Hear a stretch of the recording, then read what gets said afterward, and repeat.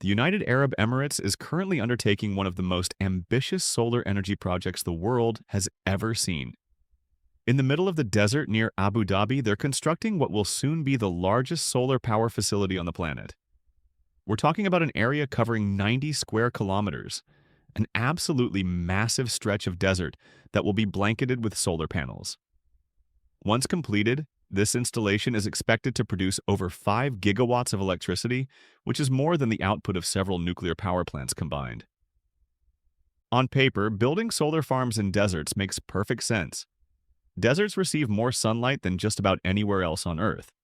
They're dry, largely uninhabited, and appear to offer limitless space. It's no surprise that many see desert regions as the ideal place for next-generation renewable energy infrastructure. Some estimates even suggest that if we covered the entire Sahara Desert with solar panels, it could generate enough electricity to power the entire planet not once, not twice, but 4 times over. That's an enormous amount of energy, and it's easy to see the appeal. But as with all things on this scale, the reality is much more complex. Recent studies have shown that ultra-large solar farms in desert regions could have unexpected side effects, not just locally, but on a global scale.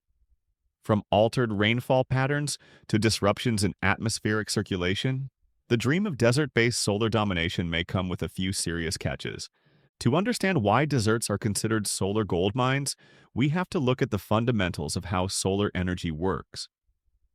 Solar panels convert sunlight into electricity using photovoltaic cells.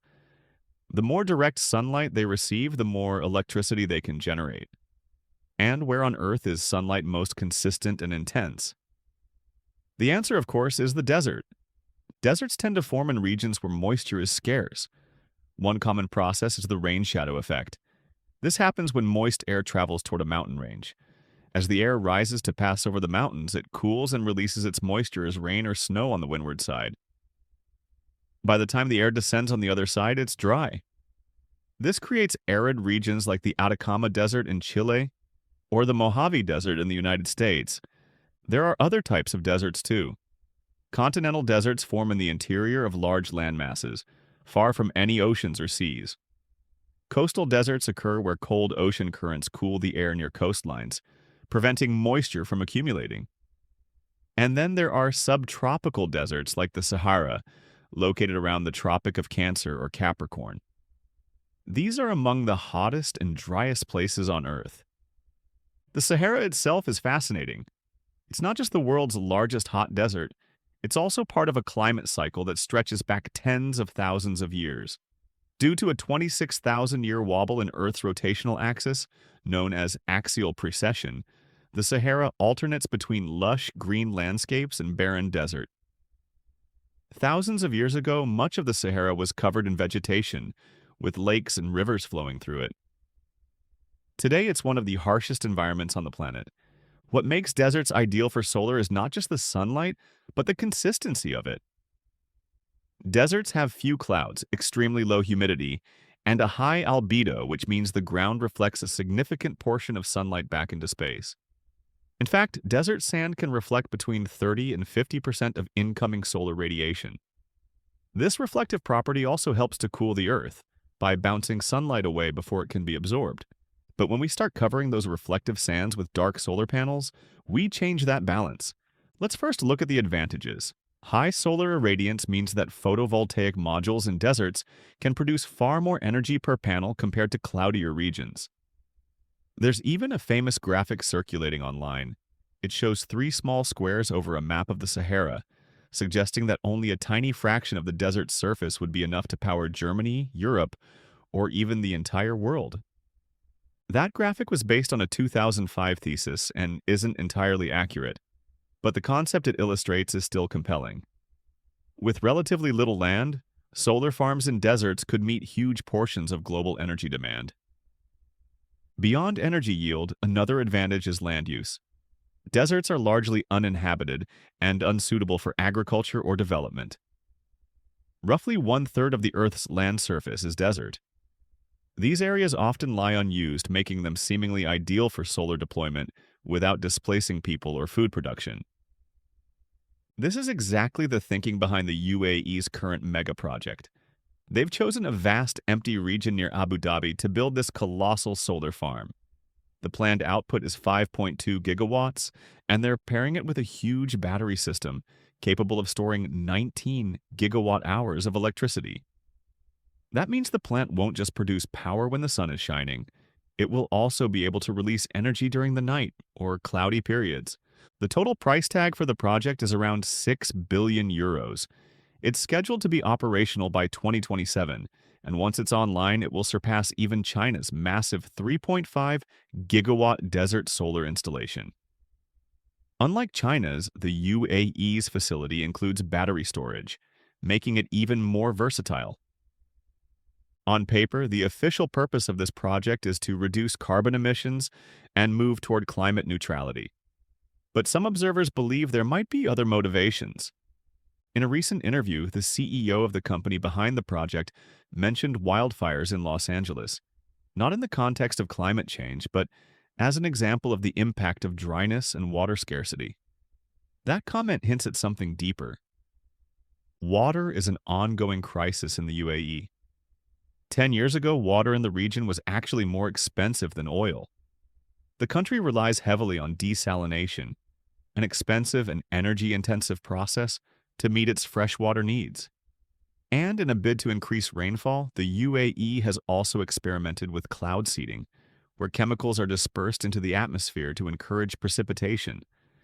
Now, new research suggests there might be another way to influence weather, one that's closely tied to solar power. In 2024, a German-led study, partially funded by the United Arab Emirates, explored how large solar farms might affect local weather patterns. The findings were eye-opening. Photovoltaic panels are darker than desert sand. That means they absorb more sunlight and become hotter during the day. Over a massive area, this heat causes air to rise.